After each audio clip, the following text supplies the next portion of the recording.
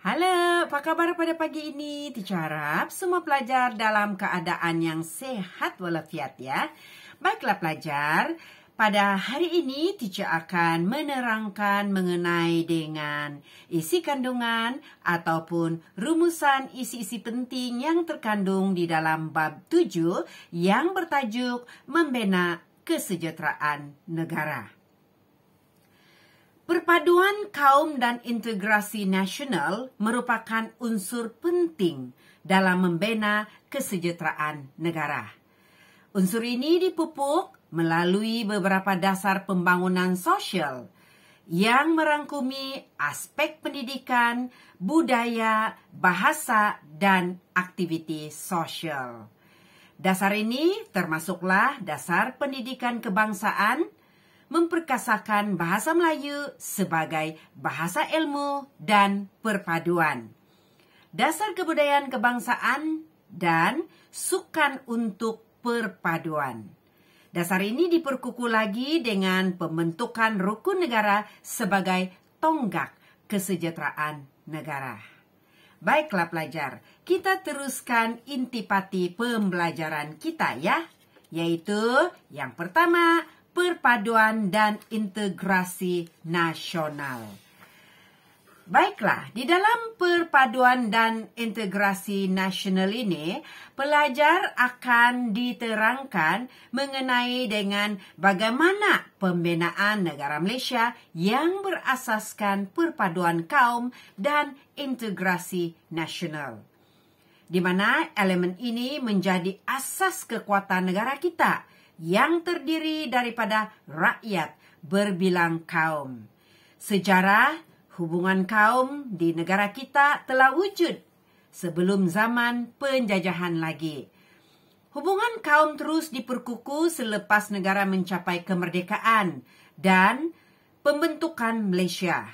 Dan pelbagai langkah dilakukan oleh kerajaan untuk memperkasakan perpaduan kaum dan integrasi nasional dalam membentuk masyarakat yang bersatu padu, harmoni, dan sejahtera dari dahulu sehinggalah hari ini. Okey, apa yang dimaksudkan dengan perpaduan dan integrasi nasional? Pastinya pelajar tertanya-tanya kan? Baiklah, perpaduan dan integrasi merupakan dua konsep yang saling berkait rapat melalui dua proses yang berbeza. Kedua-dua konsep ini bertereskan perlembagaan persekutuan dan prinsip rukun negara. Coba kita lihat perpaduan kaum. Perpaduan kaum ialah keadaan rakyat daripada pelbagai etnik, agama dan wilayah atau tempat hidup dengan aman dalam masyarakat yang bersatu. Jadi mereka memberi komitmen yang penuh kepada identiti kebangsaan berlandaskan perlembagaan persekutuan dan rukun negara. Nah, itulah dia perpaduan kaum.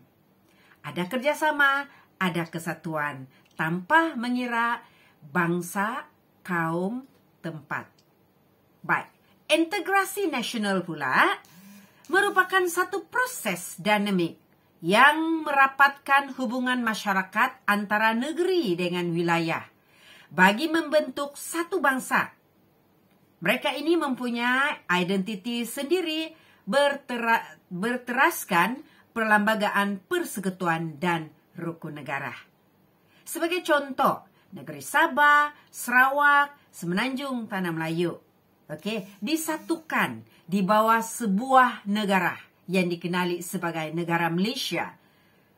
Itulah yang dipanggil sebagai adanya integrasi nasional. Boleh faham sekarang? Ada dua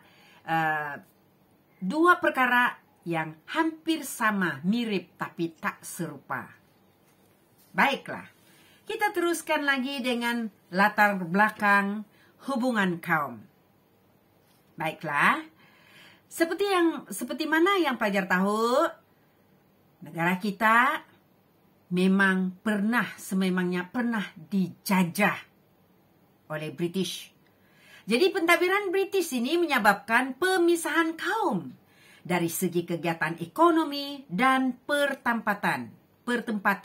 Nah, keadaan ini menyukarkan setiap kaum untuk memahami adat resam dan budaya kaum lain.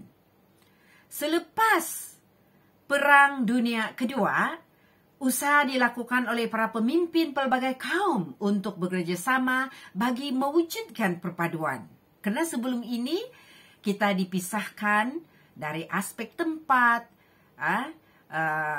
lokasi kita, bahasa kita terpisah. Jadi, beberapa faktor sejarah yang dikenal pasti menjadi puncak kepada masalah perpaduan. Apa masalah tersebut? Antaranya termasuklah kesan pentadbiran, kegiatan ekonomi dan pertempatan, sistem pendidikan, serta pahaman politik. Sebagai contoh, orang-orang Sabah tinggal di benua Sabah yang terpencil. Orang Tanah Melayu tinggal di bahagian Tanah Melayu. Kita dipisahkan dengan Laut Cina Selatan. Dari aspek pentadbiran pula, pentadbiran British bermula pada tahun 1874, di mana menerusi pengenalan sistem residen, dasar British yang mengutamakan sektor ekonomi menyebabkan pekerja dibawa masuk dari luar untuk bekerja dalam sektor perlombongan, perladangan, dan perniagaan. Jadi kaum bumi putra pula bertumpu di kawasan luar bandar dan menjalankan kegiatan ekonomi tradisional. Apa kegiatan ekonomi tradisional itu? Seperti menanam padi, seperti bercocok tanam, menanam sayur-sayuran, ubi kayu, menurai getah, menanam kelapa sawit. Keadaan ini menyebabkan mereka terpisah dan berlakulah kerenggangan hubungan kaum. Kesannya, masalah hubungan kaum berterusan sehinggalah selepas kemerdekaan dan menyebabkan peristiwa 13 Mei 1969 yang dikenali juga sebagai peristiwa berdarah. Kesannya, apabila kita terpisah dari aspek kedudukan yang dipisahkan, kesan daripada pentadbiran oleh penjajah kita, maka kita tidak dapat bersama-sama. Kita tidak dapat bersatu. Kita tidak mengenali antara satu sama lain yang menyebabkan kata pepatah, tak kenal maka tak cinta. Mungkin boleh dikatakan seperti itu.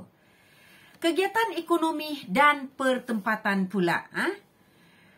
British memberikan tumpuan kepada perkembangan ekonomi yang berasaskan perlombongan biji timah dan perladangan getah sahaja. Ini juga telah mengakibatkan kita terpisah daripada kaum lain yang terlibat secara langsung di dalam perlombongan biji timah dan getah, yaitu biji timah yang bukan dikuasai tetapi kebanyakannya daripada kalangan kaum Cina dan getah daripada kalangan kaum India. Dan orang Melayu sendiri bercocok tanam seperti menanam padi di kampung. Yang ketiga, sistem pendidikan. Dasar pentadbiran British menyebabkan munculnya sistem pendidikan vernacular, yaitu vernacular Melayu, Cina, India, dan Inggris di negara kita. Jadi sekolah vernacular pula berkembang mengikut kaum masing-masing. Sistem pendidikan vernacular ini terus berlaku dilaksanakan selepas kemerdekaan negara kita pada tahun 1957.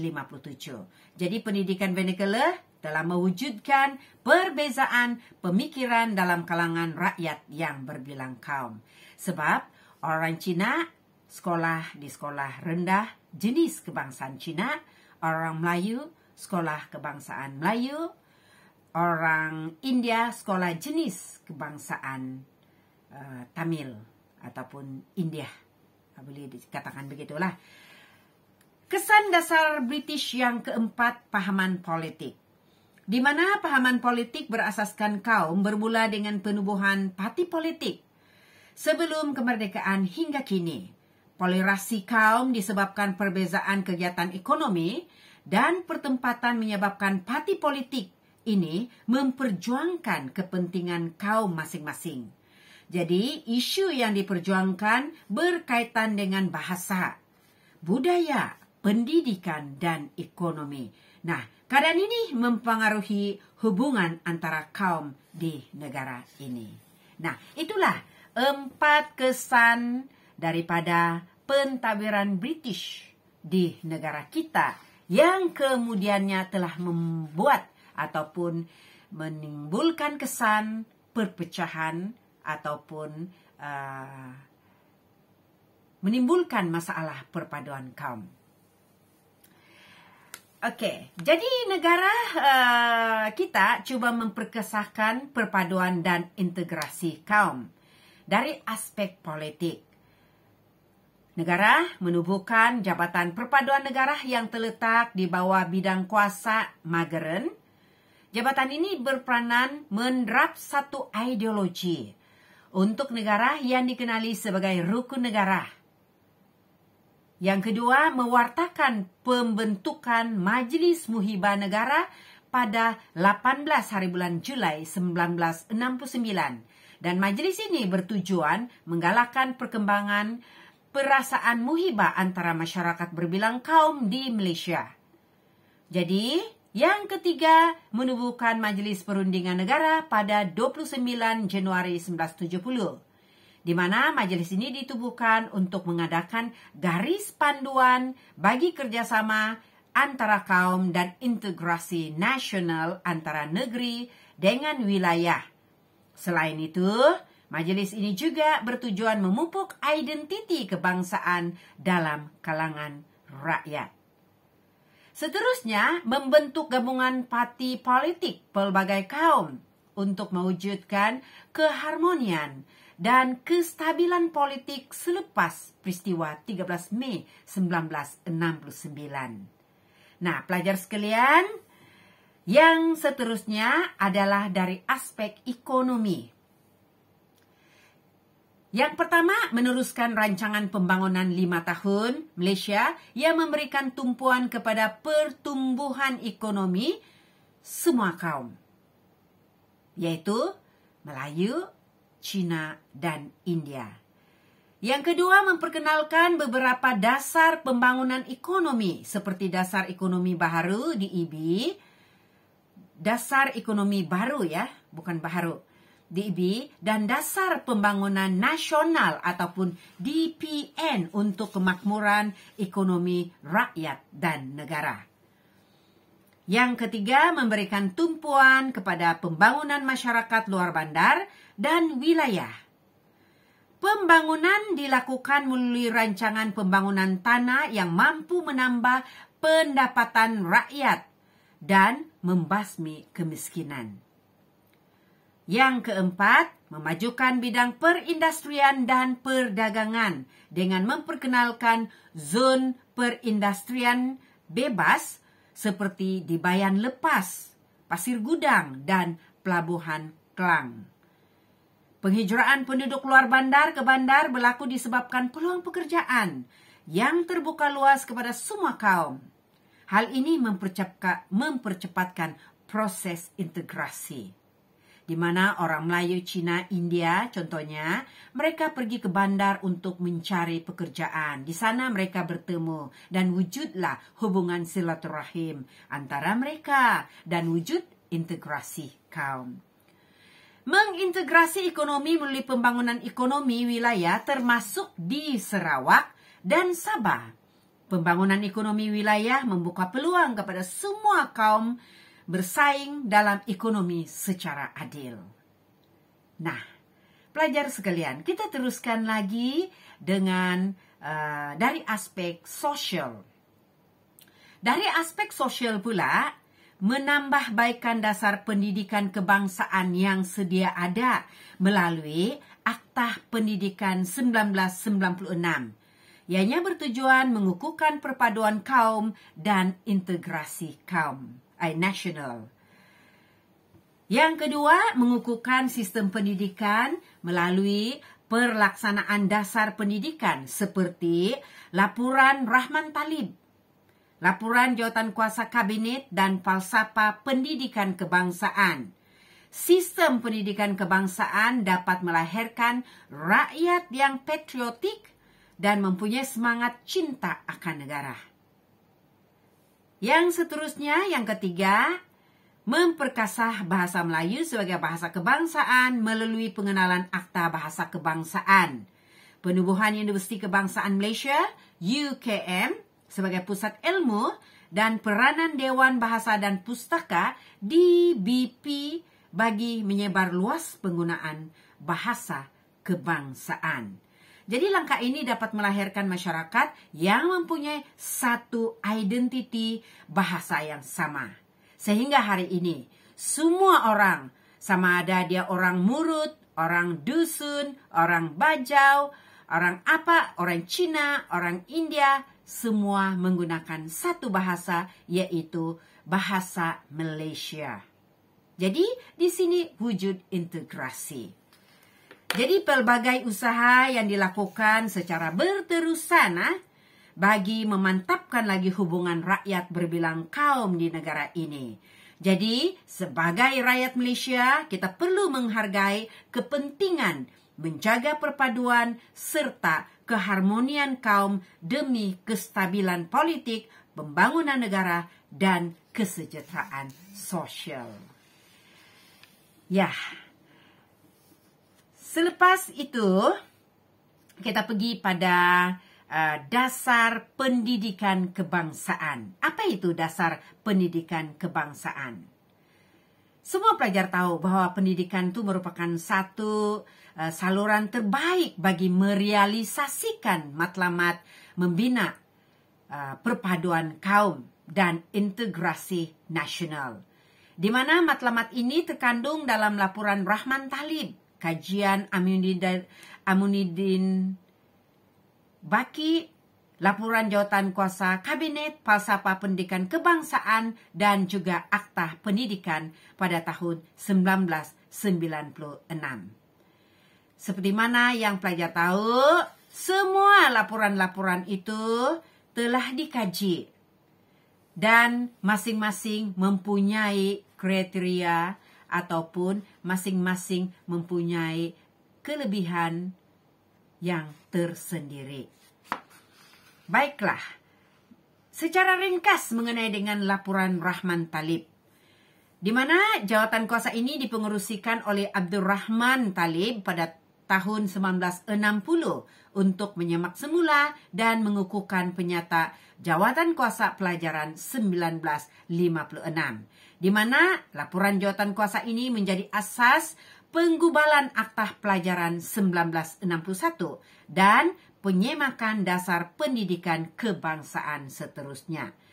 Laporan Rahman Talib ini masih mengekalkan teras sistem pendidikan kebangsaan untuk memupuk perpaduan dan integrasi, di mana yang pertama menjadikan bahasa Melayu sebagai bahasa pengantar pada semua peringkat pendidikan. Penggunaan bahasa yang seragam dapat mewujudkan perpaduan. Yang kedua, mengadakan kurikulum yang sama berorientasikan negara kita bagi semua jenis sekolah. Sama ada dia vernacular Cina ataupun dia vernacular India. Kurikulum yang berorientasikan negara mewujudkan perasaan cinta akan negara. Kemudian, penekanan kepada mata pelajaran sejarah untuk menanam perasaan cinta dan kesetiaan terhadap negara. Kita mesti tahu latar belakang kita, supaya kita akan lebih merasa cinta yang mendalam terhadap negara kita. Seperti kaum-kaum yang tinggal di sini, yang menjadi penduduk asal dan seterusnya penduduk yang sama-sama tinggal dalam negara Malaysia ini ada rasa cinta terhadap negara ini. Jadi yang seterusnya, yang keempat, mewajibkan mata pelajaran tata rakyat.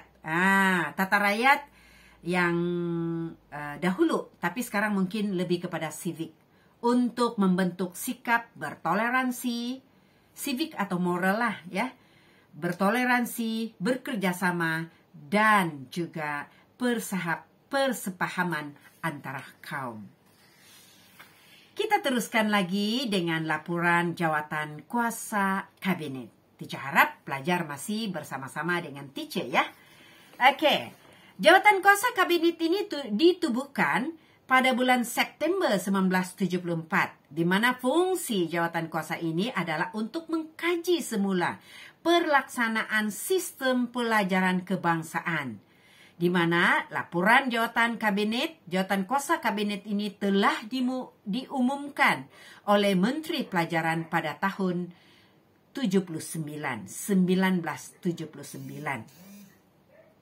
Baik, antara kandungan laporan jawatan kuasa kabinet yang mempunyai matlamat bagi memperkukuhkan perpaduan, termasuklah yang pertama, bahasa Melayu sebagai bahasa perpaduan. Dijadikan sebagai mata pelajaran wajib dalam peperiksaan awam sehingga hari ini. Yang kedua, penegasan kepada pendidikan kerohanian melalui mata pelajaran pendidikan Islam dan pendidikan moral.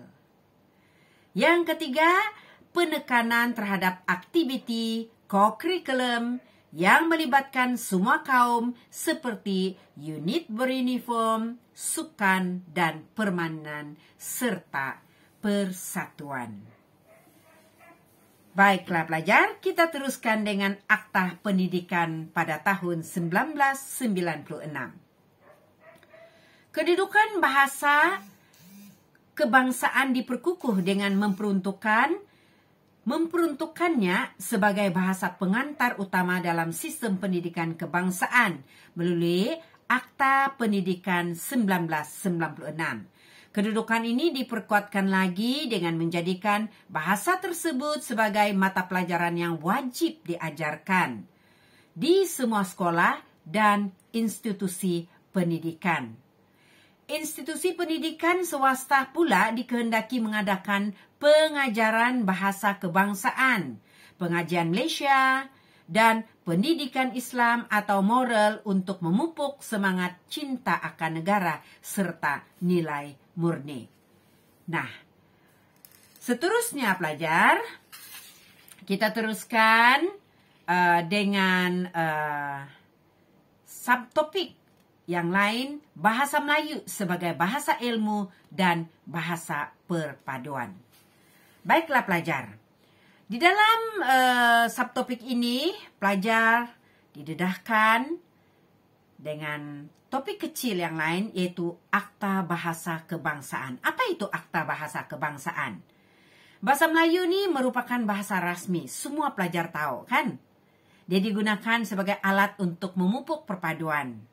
Jadi tidak ada lagi istilah seperti ayam dan itik kan? Tidak memahami, si ayam tidak memahami bahasa si itik tidak memahami bahasa si ayam. Bila kita bercakap dalam satu bahasa. Jadi kedudukan bahasa Melayu ini dimartabatkan melalui penggubalan undang-undang yang dikenali sebagai Akta Bahasa Kebangsaan. Akta Bahasa Kebangsaan diperkenalkan pada tahun 1967, di mana akta ini dikenali juga sebagai Akta 32. Akta Bahasa Kebangsaan telah digubal di bawah perkara 152, Perkembangan Persekutuan Malaysia. Dan akta ini mula dikuatkuasakan pada 1 Julai 1971. Baiklah pelajar, apa itu bahasa rasmi pentadbiran? Bahasa Melayu sebagai bahasa rasmi menjadi antara unsur penggerak jentera pentadbiran negara, di mana bahasa Melayu juga merupakan alat komunikasi rasmi dalam pelbagai urusan di kementerian dan jabatan kerajaan.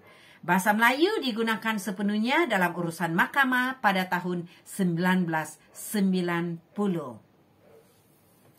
Seterusnya, memperkasakan bahasa Melayu dalam sistem pendidikan. Pembukaan sekolah menengah kebangsaan yang menggunakan bahasa Melayu sebagai bahasa pengantar dipergiat di seluruh negara. Antaranya Sekolah Alam Shah, Sekolah Sri Putra dan College Sultan Abdul Halim menggunakan bahasa Melayu sebagai bahasa pengantar. Penggunaan bahasa Melayu sebagai bahasa pengantar dapat memupuk semangat kekitaan dan bersatu dalam kalangan murid. Bilangan guru terlatih bahasa Melayu ditambah di sekolah menengah kebangsaan dan guru khas untuk sekolah menengah jenis kebangsaan. Langkah ini bermanfaat untuk memperkasakan bahasa Melayu sebagai bahasa ilmu dan bahasa perpaduan. Nah, seterusnya Universiti Kebangsaan Malaysia sebagai pusat keilmuan bahasa Melayu. Penubuhan UKM ini merupakan usaha memertabatkan bahasa Melayu sebagai bahasa ilmu. UKM yang ditubuhkan pada 18 hari bulan Mei 1970, di mana universiti ini muncul sebagai pusat pengajian tinggi awam pertama yang berjaya memperkenalkan pengajian pelbagai jurusan dalam bidang khusus dalam bahasa Melayu. Jadi, penubuhan institusi bahasa, kesusastraan dan kebudayaan Melayu IBKKM pada 1 Disember 1972 menjadikan UKM sebagai pusat penyelidikan dan rujukan dalam bahasa, kesusastraan dan kebudayaan tanah Melayu. Kemudian institusi ini kemudian bertukar nama kepada Institusi Alam dan Tamadun Melayu, dipanggil juga sebagai ATMA pada tahun 1992. Jadi, institusi ini juga menjadi tumpuan para penyelidik, sastrawan, karyawan, budayawan daripada pelbagai kaum dari dalam dan luar negara. Pengiktirafan terhadap tokoh UKM seperti Muhammad Haji Saleh dan Siti Zainon Ismail sebagai sastrawan negara membuktikan kejayaan UKM sebagai pusat keilmuan bahasa Melayu. Nah, jangan kita lupa peranan DBP, yaitu peranan Dewan Bahasa dan Pustaka, di mana penubuhan DBP 22 Jun 1956 di Bukit Timbalan, Johor Bahru, Johor, hasil daripada resolusi Kongres Bahasa dan Persuratan Melayu ketiga, di mana penubuhannya adalah bertujuan memertabatkan bahasa Melayu sebagai bahasa rasmi dan bahasa ilmu. Nama asal DBP ialah Balai Pustaka. Pengarah pertama DBP Ungku Abdul Aziz bin Ungku Abdul Hamid, dan jawatan ini dikenali sebagai Ketua Pengarah. Pembukaan pejabat di wilayah dan cawangan di Pulau Pinang, Johor, Kelantan, Sarawak, dan Sabah adalah bertujuan mengembangkan lagi aktiviti bahasa dan sastra sebagai medium untuk memupuk perpaduan.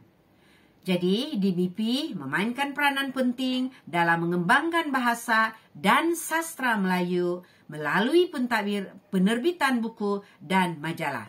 Dan buku ini sendiri pun diterbitkan oleh DBP pada asal mulanya dan kini telah diambil alih oleh Kementerian Pendidikan Malaysia.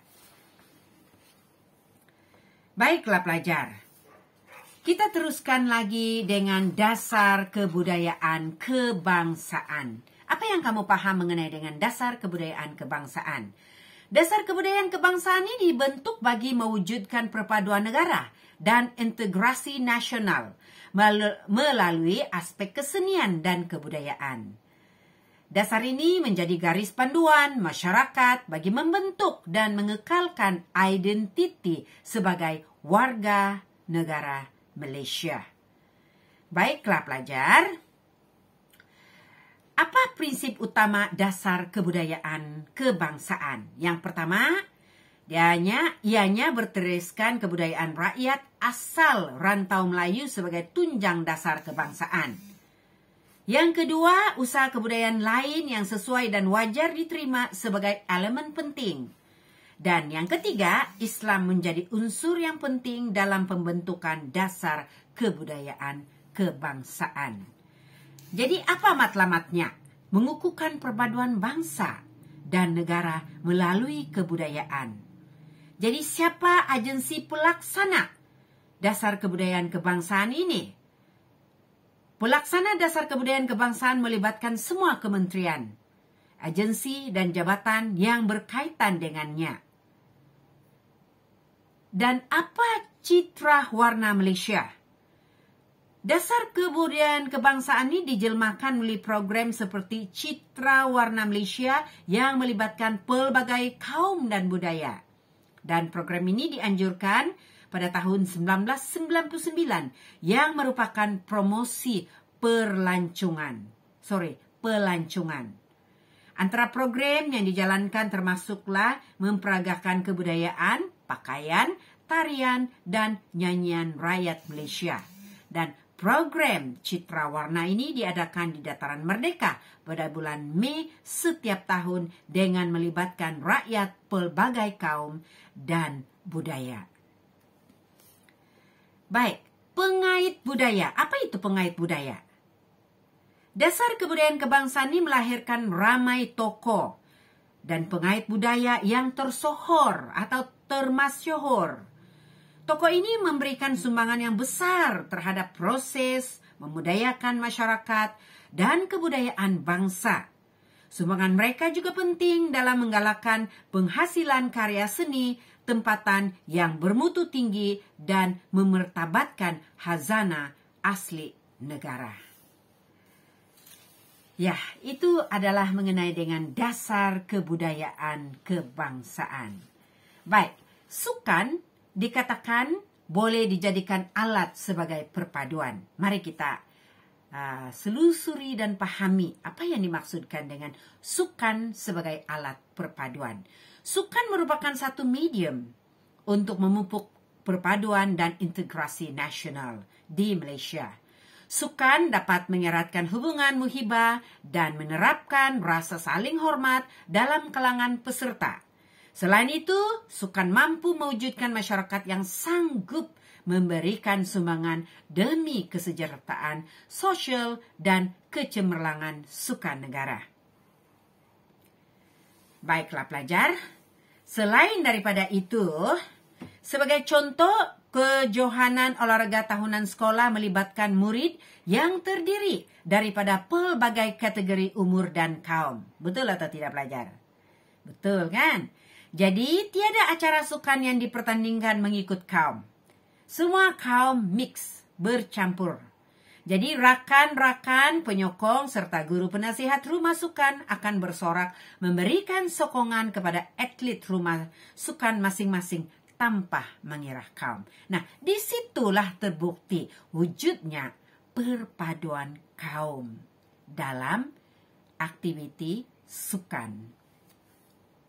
Majlis Sukan Universiti Malaysia ataupun MASUM, MASUM, yang bermula pada tahun 1974, bertujuan mengadakan pertandingan sukan dalam kalangan penuntut dan staf universiti tempatan bagi memupuk perpaduan dan integrasi nasional. Nah, itu juga satu usaha. SUKMA, SUKMA, juga diadakan secara dwi tahunan pada peringkat kebangsaan yang disertai oleh 13 buah negeri dalam wilayah persekutuan. SUKMA bertujuan mengeratkan hubungan kaum serta integrasi antara negeri. SUKMA pertama diadakan di Kuala Lumpur 19 hari bulan April 1986 hingga 26 hari bulan April 1986 yang disertai oleh 3.849 atlet, ramai itu, dari 13 buah negeri di Malaysia. Jadi sememangnya penganjuran sukan seumpama itu dan seumpama sukan C ataupun sukan permotoran, Formula One, sukan berbasikal, Li Tour di Langkawi, juga bertujuan untuk mewujudkan perpaduan. Jadi dalam sukan pun akan wujud perpaduan kaum. Di situ kita akan sama-sama ada saling kenal mengenali antara satu sama lain. Jadi sudah semestinya kita berjaya. Jadi kejayaan Malaysia merupakan kebanggaan bersama, bukan kebanggaan seseorang ataupun orang perseorangan. Sebagai contoh, kejayaan pasukan negara dalam pertandingan sukan antarabangsa seperti sukan Olimpik, sukan Commonwealth, sukan Asia, sukan C, dan pesta bola. Merdeka merupakan hasil kerjasama serta kesungguhan pelbagai pihak. Dalam pasukan seperti bola sepak, hoki, badminton, renang, bowling, dan olahraga, pemain dan jurulatih bekerja sama tanpa mengira kaum. Laungan Malaysia Boleh. Slogan Malaysia Boleh menunjukkan patriotisme rakyat Malaysia. Semangat cinta terhadap negara tanpa mengira kaum, tanpa mengira agama dan budaya ketika menyokong pasukan Malaysia yang bertanding dalam kejohanan peringkat serantau dan juga antarabangsa. Selain itu, peranan organisasi dalam perkembangan sukan dan memupuk perpaduan kaum oleh beberapa agensi yang diberi tanggungjawab untuk meningkatkan pencapaian dan kecemerlangan sukan negara pada peringkat antarabangsa, yang termasuklah Kementerian Belia dan Sukan, Majlis Sukan Negara, Majlis Olimpik Malaysia, serta Persatuan Sukan Peringkat Kebangsaan dan Negeri. Pegawai pengurusan, pakar perubatan sukan, pegawai teknikal, dan panel kejurulatihan yang terlibat dalam organisasi ini terdiri dari pelbagai kaum dengan kepakaran dalam bidang masing-masing. Juga di situ telah wujud integrasi nasional.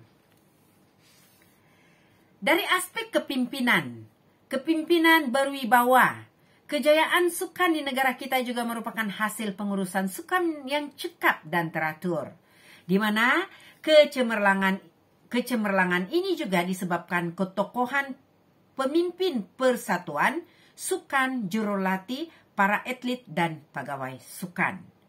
Jadi keunikan perkembangan sukan di negara kita ini telah memperlihatkan penlibatan kerabat diraja dan ahli politik sebagai penaung atau presiden persatuan sukan. Sementara itu, bekas atlet pula menjadi pengurus atau jurulatih.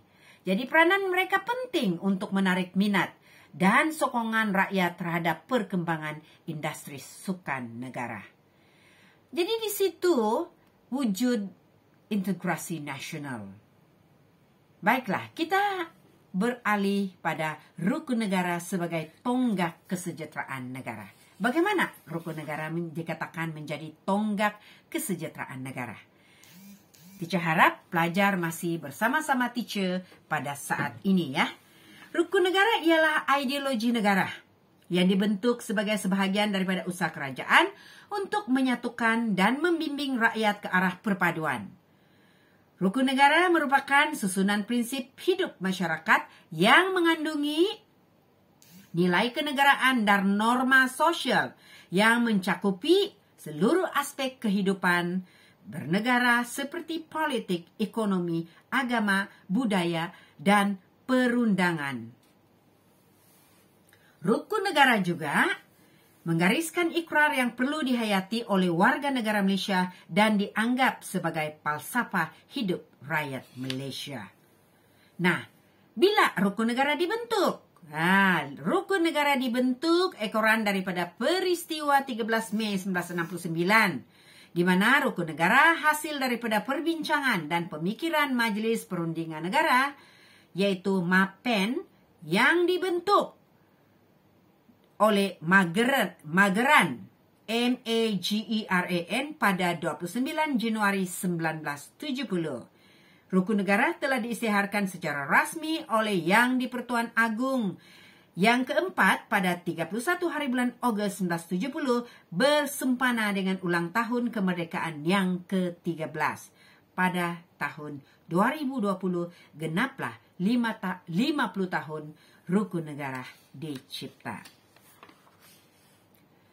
Nah, jadi pelbagai matlamat rukun negara yang termasuk masyarakat demokratik, negara bersatu, masyarakat adil, masyarakat progresif, dan masyarakat liberal. Jadi prinsip rukun negara seperti mana yang pelajar sedia maklum, kepercayaan kepada Tuhan, kesetiaan kepada raja dan negara, keluhuran perlembagaan, kedaulatan undang-undang, dan yang terakhir kesopanan dan kesusilaan. Jadi, usaha mewujudkan perpaduan, memerlukan kesungguhan, dan rasa bertanggung jawab semua rakyat Malaysia. Seiring dengan itu, usaha memantapkan perpaduan dipupuk melalui rancangan pembangunan dan kemajuan ekonomi. Dan usaha ini dilaksanakan untuk meningkatkan kemakmuran negara dan kesejahteraan rakyat. Nah, sekianlah dahulu untuk hari ini. Teacher harap semua pelajar dapat memahami segala apa yang telah teacher sampaikan mengenai dengan bab 7, membina kesejahteraan negara. Okey, terima kasih kerana sudi mendengar, sudi memahami dan sudi menghayati. Selamat berjumpa lagi di sesi yang akan datang di dalam bab 7. Okey, bye-bye. Terima kasih sekali lagi.